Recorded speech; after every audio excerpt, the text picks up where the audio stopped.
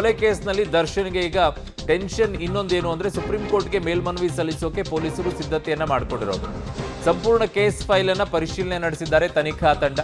Supreme ಮೊರೆ ಹೋಗಲು ಸಿದ್ಧವಾಗಿದೆ ಈಗ ಇಂಗ್ಲಿಷ್ನಲ್ಲಿ ಚಾರ್ಜ್ ಶೀಟ್ ಕೂಡ. ರೇಣುಕಾಸ್ವಾಮಿ ಕೊಲೆ ಕೇಸ್ನ 2 ಚಾರ್ಜ್ ಶೀಟ್ಗಳ ತರ್ಜುಮೆ ಕೂಡ ಆಗಿದೆ. ಅದು ಮೆಡಿಕಲ್ ಬೇಲನ್ನು ಪಡ್ಕೊಂಡಾಗ್ಲೇ ರೆಡಿ ಮಾಡಿದ್ರು. ಸುಮಾರು 5,000 ಪುಟಗಳ ಇಂಗ್ಲಿಷ್ ಚಾರ್ಜ್ ಶೀಟ್ ಈಗ ರೆಡಿ ಆಗಿದೆ. ಚಾರ್ಜ್ ಶೀಟ್ ತರ್ಜುಮೆಗೊಳಿಸಿ ಲೀಗಲ್ ಸೆಲ್ ಜೊತೆಗೆ ಪರಿಶೀಲನೆಯನ್ನ ಮಾಡ್ತಾ ಇದ್ದಾರೆ. ಈಗೇನು ಹೊಸದಾಗಿ ಮಾಡಬೇಕಾಗಿರಲಿಲ್ಲ. 6 ವಾರ ಅವ್ರಿಗೆ ಯಾವಾಗ ಮೆಡಿಕಲ್ ಬೇಲ್ ಸಿಕ್ತೋ ಆಗ್ಲೇ ಸುಪ್ರೀಂಗೆ ಹೋಗೋಕ್ಕೂ ಕೂಡ ಮುಂದಾಗಿದ್ರು. ಅದಾದ ನಂತರ ತರ್ಜುಮೆಯನ್ನ ಕೂಡ ಮಾಡಿದ್ರು. ಅದು ಆಲ್ರೆಡಿ ಆಗೋಗಿತ್ತು. ಇನ್ನೇನು ವಿಚಾರಣೆಗೆ ಬರೋದು ಮಾತ್ರ ಬಾಕಿ ಇತ್ತು ಸುಪ್ರೀಂ ಕೋರ್ಟ್ನಲ್ಲಿ. ಲಿಸ್ಟ್ ಆಗಿಲ್ಲ ಅಂತ ಹೇಳ್ತಾ ಇದ್ರು. ಸೊ ಹಾಗಾಗಿ ಅದರ ಇಂಗ್ಲಿಷ್ ತರ್ಜುಮೆ ಏನಿದೆ ಅದು ಮುಕ್ತಾಯಗೊಂಡಿದೆ. ಈಗ ಸುಪ್ರೀಂ ಕೋರ್ಟ್ಗೆ ಹೋಗೋದೊಂದು ಬಾಕಿ ಇದೆ. ಅದಕ್ಕೆ ಅವಕಾಶವನ್ನು ಮಾಡಿಕೊಡ್ಬೇಕಾಗತ್ತೆ ಕಾನೂನು ಇಲಾಖೆ. ನನ್ನ ಸಹೋದ್ಯೋಗಿ ಈಗ ನರಸಿಂಹಮೂರ್ತಿ ಗವಿನಾಮ್ಗಲ್ ನನ್ನೊಂದಿಗೆ ಸಂಪರ್ಕಕ್ಕೆ ಸಿಗ್ತಾ ಇದ್ದಾರೆ. ನರಸಿಂಹಮೂರ್ತಿ, ಈ ವಿಚಾರದಲ್ಲಿ ಹಲವು ರೀತಿಯಾಗಿ ಪ್ರಶ್ನೆಗಳು ಬರುತ್ತೆ. ಈಗ ಮೆಡಿಕಲ್ ಬೇಲ್ ಸಿಕ್ಕಂಥ ಸಂದರ್ಭದಲ್ಲಿ ಹಲವು ಪ್ರಶ್ನೆಗಳಿತ್ತು ಪೊಲೀಸರ ಮುಂದೆ. ಕಾರಣ ಅದನ್ನು ಕನ್ನಡದಿಂದ ಇಂಗ್ಲೀಷಿಗೆ ತರ್ಜುಮೆಯನ್ನು ಮಾಡಬೇಕಾಗಿತ್ತು. ಅದಕ್ಕೊಂದಿಷ್ಟು ಸಮಯಾವಕಾಶ ಬೇಕಾಗಿತ್ತು. ಬಟ್ ಈಗ ಆ ಸಮಯಾವಕಾಶ ಬೇಕಾಗಿಲ್ಲ ಅಂತ ಕಾಣಿಸುತ್ತೆ. ಕಾನೂನು ಇಲಾಖೆ ಅವಕಾಶವನ್ನು ಪರ್ಮಿಷನನ್ನು ಕೊಟ್ಬಿಟ್ರೆ ಇಮ್ಮಿಡಿಯೇಟ್ ಆಗಿ ಸುಪ್ರೀಂ ಕೋರ್ಟ್ನಲ್ಲಿ ಮೇಲ್ಮನವಿ ಹೋಗೋಕ್ಕೆ ಬೇಗ ಆಗ್ಬಿಡುತ್ತೆ ಅಲ್ವಾ ಈ ವಿಚಾರದಲ್ಲಿ? ನಿಜ ಅರುಣ್, ಯಾವುದಾದ್ರೂ ಆರೋಪಿತ ವ್ಯಕ್ತಿಗಳಿಗೆ, ಅದರಲ್ಲೂ ಕೂಡ 7 ವರ್ಷ ಮತ್ತು ಅದಕ್ಕಿಂತ ಹೆಚ್ಚಿನ ಶಿಕ್ಷೆಗಳನ್ನು ಉಳ್ಳಂತಹ ಕಾಯ್ದೆಗಳಡಿ ಯಾರು ಬಂಧಿತರಾಗ್ತಾರೋ ಅಂಥವ್ರಿಗೆ ಕೆಳ ಹಂತದ ನ್ಯಾಯಾಲಯಗಳು ಜಾಮೀನನ್ನು ಕೊಟ್ಟಂತಹ ಸಂದರ್ಭದಲ್ಲಿ ಸಾಮಾನ್ಯವಾಗಿ ಒಂದು ರೂಟೀನ್ ಪ್ರಕ್ರಿಯೆ ಇದು. ಸುಪ್ರೀಂ ಕೋರ್ಟ್ಗೆ ಮೇಲ್ಮನವಿಯನ್ನು ಹೋಗೋದು. ಈ ಹಿಂದೆ ಸಾಕಷ್ಟು ಪ್ರಕರಣಗಳಲ್ಲಿ ಯಾರು ತನಿಖಾಧಿಕಾರಿಗಳು ಪೊಲೀಸರು ಇರ್ತಾರೋ ಅವರು ಹೋಗಿರ್ತಾರೆ. ಇಲ್ಲೂ ಕೂಡ ಇದೀಗ ದರ್ಶನ್ಗೆ ಜಾಮೀನು ಸಿಕ್ಕಂತಹ ಹಿನ್ನೆಲೆಯಲ್ಲಿ ದರ್ಶನ್, ಪವಿತ್ರ ಗೌಡ ಈ ಪ್ರಕರಣದ ಆರೋಪಿಗಳು ಯಾರಿದ್ದಾರೋ ಅವರಿಗೆ ಜಾಮೀನನ್ನು ಕೆಳ ಹಂತದ ನ್ಯಾಯಾಲಯ ಅಂದರೆ ಹೈಕೋರ್ಟ್ ಕೊಟ್ಟಿದೆ. ಹೀಗಾಗಿ ಹೈಕೋರ್ಟ್ನ ಜಾಮೀನಿನ ಆದೇಶವನ್ನು ತಿರಸ್ಕಾರ ಮಾಡಿ ಅವರ ಜಾಮೀನನ್ನು ರದ್ದು ಮಾಡಬೇಕು ಅನ್ನೋ ನಿಟ್ಟಿನಲ್ಲಿ ಸುಪ್ರೀಂ ಕೋರ್ಟ್ಗೆ ಮೇಲ್ಮನವಿಯನ್ನು ಹಾಕೊಳ್ಳೋದಕ್ಕೆ ತಯಾರಿಯನ್ನು ಮಾಡ್ಕೊಳ್ತಿದ್ದಾರೆ. ಈಗಾಗಲೇ ಯಾವಾಗ ದರ್ಶನ್ಗೆ ಮಧ್ಯಂತರ ಜಾಮೀನು ಸಿಕ್ಕಿತ್ತೋ ಆ ಸಂದರ್ಭದಲ್ಲೇ ಸುಪ್ರೀಂ ಕೋರ್ಟ್ಗೆ ಮರೆಯನ್ನು ಹೋಗೋದಕ್ಕೆ ಚಾರ್ಜ್ ಶೀಟನ್ನು ಸಂಪೂರ್ಣವಾಗಿ ತರ್ಜುಮೆ ಮಾಡುವ ಕೆಲಸವನ್ನು ಮಾಡಲಾಗಿತ್ತು. ಅದಾದ ಬಳಿಕ ಇಂಟ್ರಿಮ್ ಬೇಲನ್ನು ರದ್ದುಗೊಳಿಸಬೇಕು ಅಂತೇಳಿ ಸುಪ್ರೀಂ ಕೋರ್ಟ್ಗೆ ಅರ್ಜಿಯನ್ನು ಸಹ ಹಾಕೊಂಡಿದ್ರು. ಆದರೆ ಇದೀಗ ರೆಗ್ಯುಲರ್ ಜಾಮೀನು ಸಿಕ್ಕಿರೋದ್ರಿಂದ ಇದೀಗ ಕಾನೂನು ಇಲಾಖೆಯ ಸಮ್ಮತಿ ಪಡೆದುಕೊಳ್ಳೋದಕ್ಕೆ ತಯಾರಿಯನ್ನು ಮಾಡ್ಕೊಂಡಿದ್ದಾರೆ.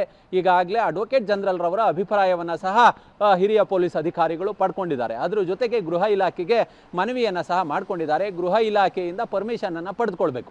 ಗೃಹ ಇಲಾಖೆಯಿಂದ ಪರ್ಮಿಷನನ್ನು ಪಡೆದುಕೊಂಡಂತಹ ಬಳಿಕ ಸುಪ್ರೀಂ ಕೋರ್ಟ್ನಲ್ಲಿ ಇದೀಗ ಈ ಜಾಮೀನನ್ನು ರದ್ದುಗೊಳಿಸಬೇಕು ಅಂತೇಳಿ ಮೇಲ್ಮನವಿಯನ್ನು ಸಲ್ಲಿಸೋದಕ್ಕೆ ವ್ಯವಸ್ಥೆಯನ್ನು ಮಾಡ್ಕೊಳ್ತಿದ್ದಾರೆ. ಬಹುಶಃ ಇನ್ನೊಂದು ವಾರದಲ್ಲಿ ಈ ಪ್ರಕ್ರಿಯೆಗಳೇನಿದೆ ಇದು ಮುಗಿಯಬಹುದು. ಆ ಬಳಿಕ ಈ ಜಾಮೀನುಗಳನ್ನು ರದ್ದು ಮಾಡಬೇಕು ಅನ್ನೋ ನಿಟ್ಟಿನಲ್ಲಿ ತನಿಖಾಧಿಕಾರಿ ಸುಪ್ರೀಂ ಕೋರ್ಟ್ಗೆ ಮೇಲ್ಮನವಿಯನ್ನು ಹೋಗೋದಕ್ಕೆ ಎಲ್ಲ ರೀತಿಯಾದಂತಹ ಸಿದ್ಧತೆಗಳನ್ನು ಮಾಡ್ಕೊಳ್ತಿದ್ದಾರೆ. ಅರುಣ್, ನರಸಿಂಹಮೂರ್ತಿ, ಈ ಮೆಡಿಕಲ್ ಬೇಲನ್ನು ಪಡ್ಕೊಂಡಾಗ ಸರ್ಜರಿ ಮಾಡಿಸ್ಕೊಳ್ಬೇಕು, ಇಲ್ಲದೆ ಇದ್ರೆ ಎಡಗಾಲು ಸ್ವಾಧೀನ ಕಳ್ಕೊಂಡು ಹೋಗ್ಬಿಡುತ್ತೆ, ಪ್ಯಾರಲಿಸಿಸ್ ಆಗಿಬಿಡುತ್ತೆ ಅಂತೆಲ್ಲ ಹೇಳ್ಕೊಂಡ್ಬಿಟ್ಟು ಆಸ್ಪತ್ರೆಗೆ ಅಡ್ಮಿಟ್ ಆಗಿ 7 ವಾರ ಆದಮೇಲೆ ಡಿಸ್ಚಾರ್ಜ್ ಮಾಡ್ಕೊಂಡು ಹೋಗಿದ್ದಾರೆ. ಈಗ ಸರ್ಜರಿನೂ ಕೂಡ ಆಗದೇನೆ ರೆಗ್ಯುಲರ್ ಬೇಲ್ ಸಿಕ್ಕ ತಕ್ಷಣ ಡಿಸ್ಚಾರ್ಜ್ ಆಗೋದ್ರು. ಇದು ಎಲ್ಲಾದರೂ ಒಂದು ಕಡೆಗೆ ಲಾ ಪಾಯಿಂಟ್ ಏನಾದರೂ ಬರುತ್ತಾ? ಪಾಯಿಂಟ್ ಆಫ್ ವ್ಯೂ ಅಲ್ಲಿ ತೆಗೆದುಕೊಳ್ಳೋಕೆ ಅವಕಾಶ ಸಿಗುತ್ತಾ ಪೊಲೀಸರಿಗೆ? ಬಹುಶಃ ಈ ಒಂದು ವಿಚಾರವನ್ನು ಹೈಕೋರ್ಟ್ನಲ್ಲಿಯೇ SP ಪ್ರಸನ್ನಕುಮಾರ್ ಅವರು ಪ್ರಸ್ತಾಪವನ್ನು ಮಾಡಿದರು. ಅಂದರೆ ನಾಳೆ ಬೆಳಿಗ್ಗೆ ಶಸ್ತ್ರಚಿಕಿತ್ಸೆಯನ್ನು, ಸರ್ಜರಿಯನ್ನು ಮಾಡಿಸ್ದೆ ಹೋದಂತಹ ಸಂದರ್ಭದಲ್ಲಿ ಸ್ವಾಧೀನವನ್ನು ಕೈಕಾಲುಗಳು ಕಳೆದುಕೊಳ್ತಕ್ಕಂಥ ಸಾಧ್ಯತೆ ಇದೆ. ಹೀಗಾಗಿ ಆದಷ್ಟು ಬೇಗ ಜಾಮೀನನ್ನು, ಮಧ್ಯಂತರ ಜಾಮೀನನ್ನು ಮಂಜೂರು ಮಾಡಬೇಕು ಅಂತೇಳಿ ಕೇಳಿಕೊಂಡ್ರು. ಆದರೆ 1-1.5 ತಿಂಗಳಾದರೂ ಕೂಡ ಶಸ್ತ್ರಚಿಕಿತ್ಸೆಗೆ ಒಳಗಾಗಿಲ್ಲ. ಮತ್ತು ಇವರ 2 ಮೆಡಿಕಲ್ ರಿಪೋರ್ಟ್ಗಳೇನಿದೆ ಅಲ್ಲೂ ಕೂಡ ಎಲ್ಲೂ ಸರ್ಜರಿ ಬಗ್ಗೆ ಉಲ್ಲೇಖವನ್ನು ಮಾಡಿಲ್ಲ ಅನ್ನೋ ಮಟ್ಟಿಗೆ ಹೈಕೋರ್ಟ್ನಲ್ಲಿ ತಮ್ಮ ವಾದ ಮಂಡನೆಯ ವೇಳೆ ಈ ವಿಚಾರವನ್ನು SP ರವರು ಪ್ರಸ್ತಾಪ ಮಾಡುವ ಕೆಲಸವನ್ನು ಮಾಡಿದರು. ಆದರೆ ಒಂದಷ್ಟು ಮೆರಿಟ್ಸ್ಗಳ ಆಧಾರದ ಮೇಲೆ ಹೈಕೋರ್ಟ್ ಜಾಮೀನನ್ನು ಮಂಜೂರು ಮಾಡಿದೆ. ಈ ವಿಚಾರವನ್ನು ಸಹ ಸುಪ್ರೀಂ ಕೋರ್ಟ್ನಲ್ಲಿ ಯಾರು ಈಗ ವಕೀಲರಾಗಿ ಸುಪ್ರೀಂ ಕೋರ್ಟ್ನಲ್ಲಿ ಸರ್ಕಾರದ ಪರ ಯಾರನ್ನು ವಕೀಲರಾಗಿ ನೇಮಕ ಮಾಡ್ತಾರೋ ಅಂಥವರು ಈ ವಿಚಾರಗಳನ್ನು ಸಹ ಸುಪ್ರೀಂ ಕೋರ್ಟ್ನಲ್ಲಿ ಪ್ರಸ್ತಾಪ ಮಾಡಬಹುದು. ಆ ಒಂದು ವಿಚಾರವಾಗಿಯೇ ಕಾನೂನು ಇಲಾಖೆಯ ಅಭಿಪ್ರಾಯವನ್ನು ಸಹ ಕೇಳಲಾಗಿದೆ. ಅಡ್ವೊಕೇಟ್ ಜನರಲ್ ರವರಿಂದ ಒಂದಷ್ಟು ಮಾಹಿತಿಯನ್ನು ಪಡೆದುಕೊಳ್ಳುವ ಕೆಲಸವನ್ನು ಈ ವಿಚಾರವಾಗಿ ಮುಂದೆ ಹೋದರೆ ಹೇಗಿರುತ್ತೆ, ಯಾವ ನಿಟ್ಟಿನಲ್ಲಿ ಹೋಗಬೇಕು, ಹೇಗೆ ಆರ್ಗ್ಯುಮೆಂಟನ್ನು ಸುಪ್ರೀಂ ಕೋರ್ಟ್ನಲ್ಲಿ ಮಾಡಬೇಕು, ಈ ವಿಚಾರವಾಗಿ ಒಂದಷ್ಟು ಚರ್ಚೆಗಳನ್ನು ಹಿರಿಯ ಪೊಲೀಸ್ ಅಧಿಕಾರಿಗಳು ನಡೆಸಿದ್ದಾರೆ ಅನ್ನೋ ಮಾಹಿತಿಗಳು ಕೂಡ ಲಭ್ಯವಾಗ್ತಿದೆ. ಓಕೆ ನರಸಿಂಹಮೂರ್ತಿ, ನಿಮ್ಮೆಲ್ಲ ಮಾಹಿತಿಗೆ ಧನ್ಯವಾದಗಳು.